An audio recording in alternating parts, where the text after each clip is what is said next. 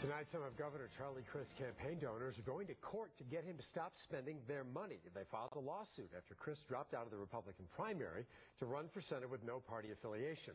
As NBC2's Lindsay Kruger reports, they want to make sure he doesn't use any of their donations to run a campaign they no longer support.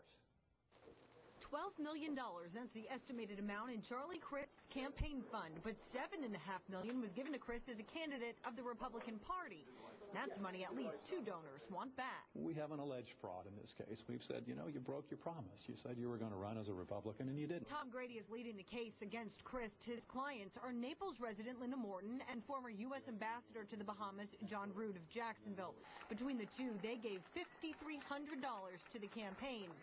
Neither were in the Collier County courtroom today when Grady argued an emergency motion asking a judge to cut off Crist's spending and freeze the entire account, at least until the lawsuit can be resolved. But Crist's attorney argued today if his funds are frozen, his campaign will suffer.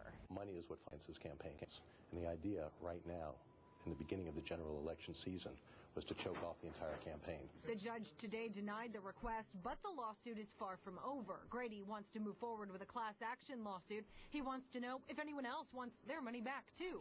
On CNN Sunday, Crist said that's no problem. Well, we'll give it back to people who had asked for it. But right now, the point of the matter is, I've got a campaign that I've got to run. But so far, of the few people he's returned money to is former GOP chairman Jim Greer, who was recently indicted on 6 felony charges. Why should the governor be able to choose, well, you'll get your money back, but you won't get your money back? This isn't Sears.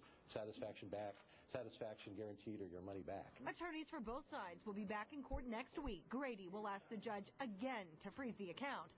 Crist's attorney will ask the judge to dismiss the case.